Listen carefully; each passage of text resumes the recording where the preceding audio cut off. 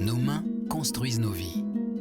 Depuis bien longtemps, les lignes et les signes qui parcourent nos mains sont interprétés comme des guides ou des avertissements. Georgette Marciano est chirologue de profession.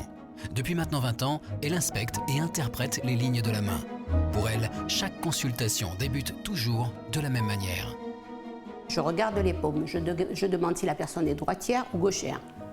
Parce que si elle est droitière, la main gauche est la main d'hérédité génétique et la droite, c'est la main du devenir.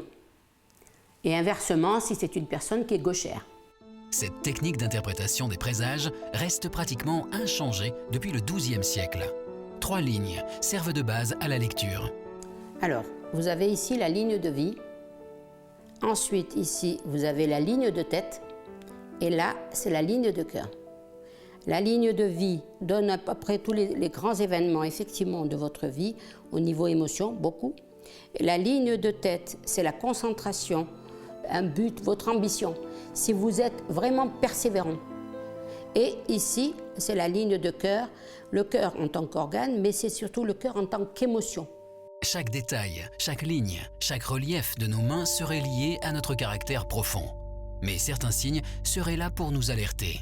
Dans une main, il y a des avertissements, mais ils ne sont pas sonores. Il y a des taches qui apparaissent quelquefois, et il y a des signes qui apparaissent et qui disparaissent avec le temps, contrairement à ce qu'on croit. Un point, une étoile ou des figures géométriques dévoileraient des traits particuliers de notre personnalité. Les triangles, c'est un signe de créativité. S'il est sur la ligne, par exemple, sur la ligne ici de tête, c'est un signe de créativité. La personne a l'aptitude à créer beaucoup de choses. Ensuite, nous avons les carrés.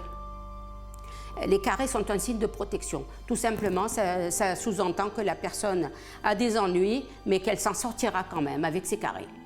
Nous avons voulu tester Georgette en lui présentant Karine, une mère de famille très active, plutôt sceptique sur les arts divinatoires. Au bout d'une séance de 20 minutes, l'opinion de Karine était plus nuancée. J'avais pas d'avis vraiment précis. Maintenant, c'est vrai qu'aujourd'hui, les quelques éléments mis en rapport avec ma vie personnelle, avec ce qui s'est passé, peuvent me dire qu'en effet, il y a quand même une vraie similitude dans les lignes de la main et ce qu'on peut découvrir. De son discours, en tout cas, j'en ai gardé qu'on pouvait faire évoluer ces lignes. Et ça, c'est intéressant, puisque ça veut dire qu'on reste quand même tout à fait maître de sa vie, de ce qu'on va devenir et de comment on peut la faire évoluer dans le bon sens, bien sûr. Les lignes de la main ne nous dévoileraient donc pas un destin figé, mais simplement un possible devenir.